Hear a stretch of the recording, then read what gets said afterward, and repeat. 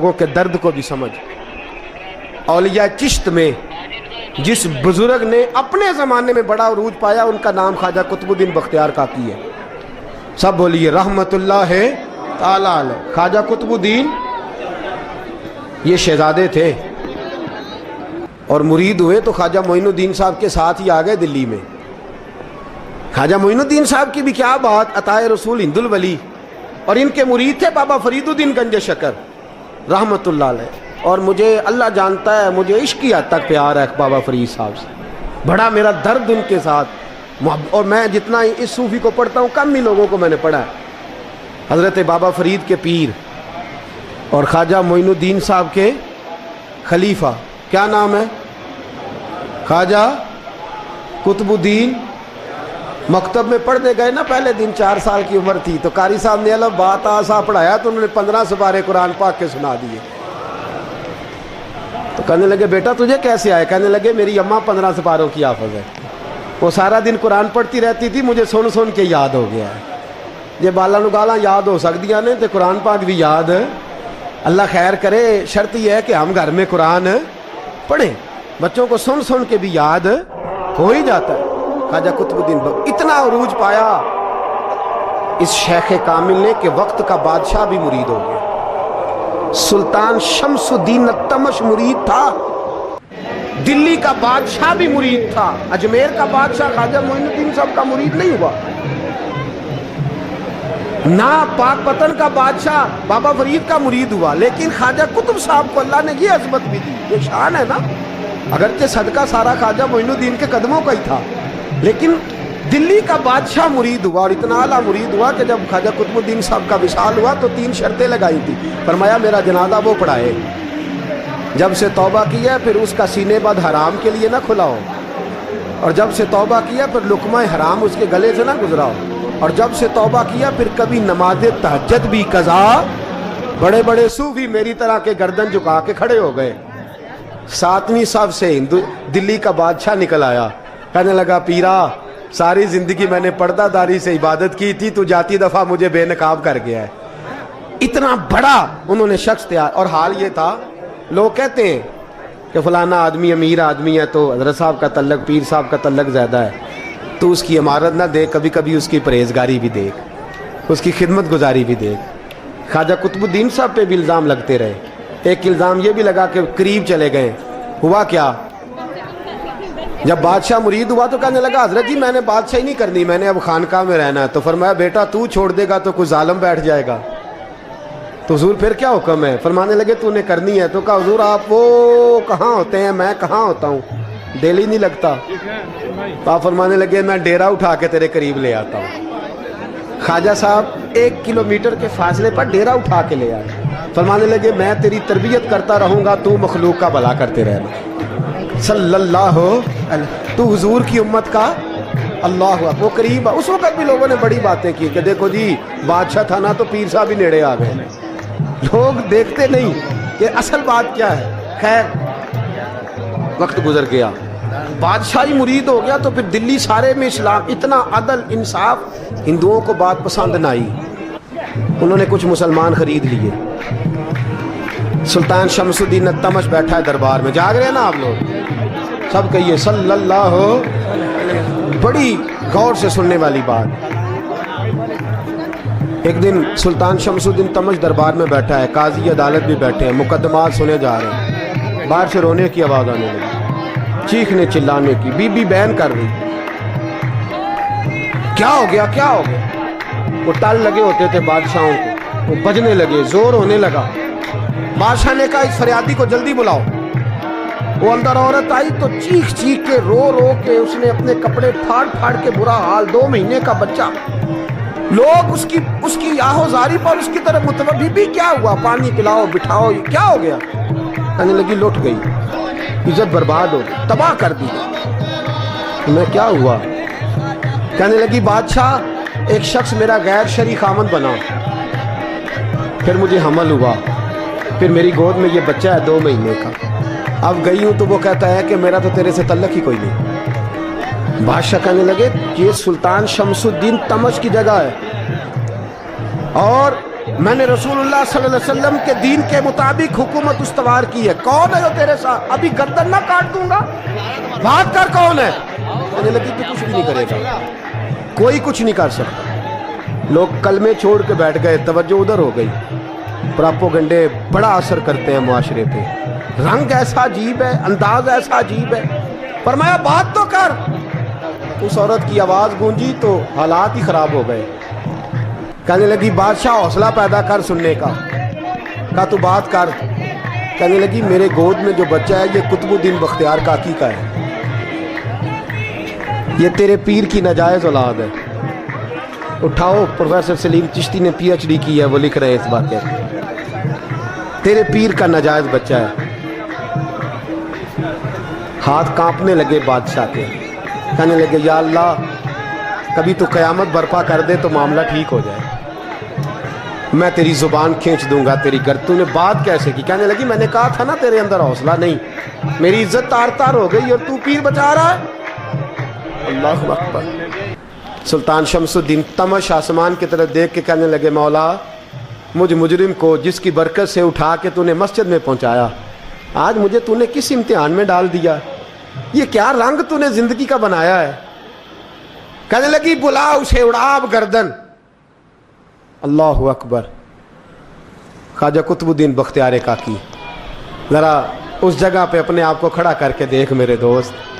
جو شخص دلی کے بازار میں نکلے تو دکانیں بند ہو جائیں, عورتیں گھروں میں گھس جائیں, جس کے نام پر چرچے ہوں دین کے, وہ شخص لاٹھی ٹکاتا ٹکاتا. عرس منانے آسان ہے, ڈھول ڈمکے کر کے گھروں کو جانا آسان ہے, پر ذرا ان کی راہوں کا مسافر تو بن. انہوں نے انداز کیا اختیار کیا. حضرت خواجہ قطب الدین بختیار کاکی, خبر پھیل گئی. اتنی شہرت پاکیزگی کی نہیں ہوئی تھی جتنی اس جرم کی ہوئی. لاٹھی ٹکاتے ٹکاتے جب پہنچے نا بادشاہ کے دربار میں, بادشاہ اٹھنے لگا, قاضی اٹھنے لگا, لوگ اٹھنے لگے, تو قطب الدین بختیار کاکی کی آنکھوں میں آنسو آئے. مانے لگے بیٹو بیٹھ جاؤ, آج میں پیر بن کے نہیں آیا, میں مجرم بن کے آیا. اور کہا میرے مالک کا انصاف بھی دیکھو. دلی کا پیر آج دلی کی عدالت میں اپنے نا کردہ جرم کی صفائی دینے آیا. بڑی لاٹھی پہ ٹیک لگائی. دلی کی گلیاں بھی روتی ہیں کہ یہ کیا رنگ, اللہ یہ تیرا کیا رنگ ہے.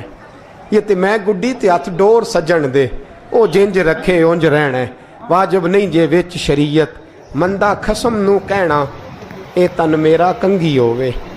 میں زلف سجن دی واواں, پوش میرے دی جتی بن جائے. میں یار دی قدمی آواں, مارو مارو مینوں مار مکاؤ. کوئی یوزر نہ پیش لے آواں, جے سونا ہی میرے دکھ وچ راضی, جے سونا ہی میرے دکھ وچ راضی. تے میں سکھ نو چلے ڈاواں, پر یار فریدا جے کدی مل پے سونا, یار فریدا جے کدی.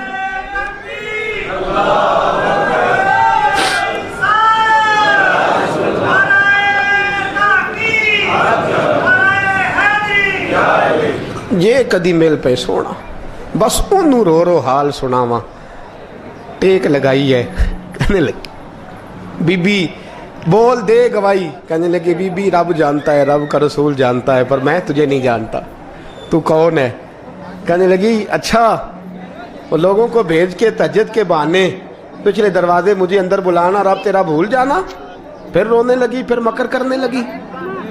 مجھے بتائیے ایسا کوئی مقدمہ ہو تو لوگ کیا کہتے ہیں؟ یکدم حالات بدلتے ہیں کہ نہیں بدلتے؟ دلی کا ماحول ہی بدل گیا, سارا رنگ ہی بدل گیا. وہ عورت تو ہندو تھی, اس نے تو جھوٹ موٹ کے کلمے بھی پڑھ رکھے ہیں. اللہ اکبر. خواجہ صاحب پوچھتے ہیں گواہ ہے کوئی تیرے پاس؟ تو 4 کلمہ پڑھنے والے کھڑے ہو گئے. اللہ کرے کلمہ پڑھنے والے بکا نہ کریں, آمین تو کہیں. وہ کھڑے ہو کے کہنے لگے ہاں ہم نے آتے بھی دیکھا ہے, جاتے بھی دیکھا ہے. خواجہ قطب الدین صاحب نے نظر عثمان کی طرف اٹھائی, کہنے لگے اچھا جو تیری مرضی, میں گڈی تے ہاتھ ڈور سجن دے, وہ جنج رکھے اونج رہنا ہے. واجب نہیں وچ شریعت, مندہ خسم نو کہنا. کہنے لگے سلطان یار ایک رات کی مہلت نہیں دے دیتا؟ میں سویرے سلطان بھی رو پڑا کہ پیر صاحب میں میں نوکر اور میں بولتے ہیں اچھا حضور جیسے مرضی. باہر نکلے, خادم کہنے لگا حضور سواری پہ بیٹھ جائیں. وہ ماننے لگے نہیں یار آج پیدل جانا ہے. اس دلی کے چونکوں نے مجھے بڑی سلامیاں دی ہے, ذرا میں دیکھوں تو صحیح دلی کے بازار میری رسوائی پہ کیا کہتے ہیں, مجھے ذرا یہ پتھر بھی کھانے دے, ان کا ذائقہ بھی. پیدل گئے, دنیا سو گئی تو دلی کے بادشاہ نے اجمیر کی طرف منہ کیا. خواجہ معین الدین حیات تھے. بے خبر ہو جو غلاموں سے وہ آقا کیا ہے, بے خبر ہو جو غلاموں سے وہ منہ کیا. کہنے لگے معین الدین میں کوئی لوارث تو نہیں نا, میں کوئی لوارث ہوں کہ یہاں جو میرے ساتھ مرضی ہو جائے. تیری مجبوریاں درست مگر تیرا وعدہ تھا ساتھ دینے کا, وقت آیا ہے. میں کوئی لوارث نہیں کہ اب تو اجمیر میں بیٹھا رہے اور میں دکھ سارا اکیلے برداشت کروں. بڑھاپے کا مجھے بھی پتہ ہے, کمزوری کا مجھے بھی پتہ ہے, ذوف کا مجھے بھی پتہ ہے, پر تتی تھوڑے تھکڑے خاندڑیاں, میں بھی تو تیرے نام تو مفت بھی خاندڑیاں. مجھے بھی تو پتہ ہے نا منم غلام نے علی حیدریم قادریم تمز احمد رضا خامی زنم. میں نے بھی تو اپنا نام نہیں نا جپا, تیرا ہی جپا ہے ساری زندگی. یہ لفظ کہے, کہتے میں رویا. آنکھ لگی تو حضرت خواجہ معین الدین صاحب خواب میں ملے. کہنے لگے قطب الدین میرا انتظار کرنا, میں پہنچ رہا ہوں. میرا انتظار کرنا, میرا انتظار. کیا کہا میاں صاحب نے؟ کہتے ہیں مالی دا کم پانی دینا, پھل کچے ہون یا پکے, اے پیر مرید دے سر تے ہی رہندا ہے, جھوٹے ہون یا سچے. میں آیا, فکر نہ کرنا. حضرت سویرے اٹھے, پھر گئے عدالت. پھر کہا نام بھائی پروٹوکول, مجرموں کا پروٹوکول نہیں ہوتا, میں اکیلا جاؤں گا. جس کے آگے پیچھے نعرے ہوتے تنے تنہا. 2-4 منٹ زیادہ لے لوں آج آپ حضرات. کہتے میں پہنچا عدالت اور جا کے جب کہا نا کہ ہاں جی حضور بتائیے گواہ بھی خلاف ہے مقدمے بولیں, تو کہنے لگے مجھے میرے شیخ نے حکم دیا ہے کہ میرا انتظار کرنا. پھر وہ جو باتیں کرنے والے تھے کہنے لگے جی کون گیا تھا اجمیر, کون آیا ہے وہاں سے, ہمیں روحانی باتیں نہ بتائی جائیں. یہاں سے تو ایک دن میں پہنچا نہیں جا سکتا, ٹرین بھی 36 گھنٹے لیتی ہے دلی سے جانے میں. تو کہا یہ کیسے ہو سکتا ہے, کوئی رات کو رات آپ کو خبر ہو گئی, آپ کیس کو لمبا نہ کریں. بادشاہ مرید ہے, لگتا ہے کہ یہ راتوں رات بھگا دے گا پیر کو. اتنی باتیں خواجہ صاحب نے سنی. جب بے گناہ آدمی کو یہ باتیں سننی پڑتی ہیں پھر دل بڑا ٹوٹتا ہے, پھر بڑی تکلیف ہوتی ہے. حضرت کہنے لگے یارو تمہاری مرضی. شمس الدین تمش کی آواز گونجی. فرمایا جیسے انہوں نے کہا ویسے کیا جائے گا. 3 دن کے لیے عدالت برخاست کر دی جاتی ہے. چیم گوئیاں ہونے لگی, پھبتیاں کسی جانے لگی. تیسرے دن شام کا وعدہ تھا, چوتھے دن عدالت جانا تھا. قطب الدین بختیار کاکی کے پاس لوگ آ کے افسوس کرتے تو آپ بولتے نہیں.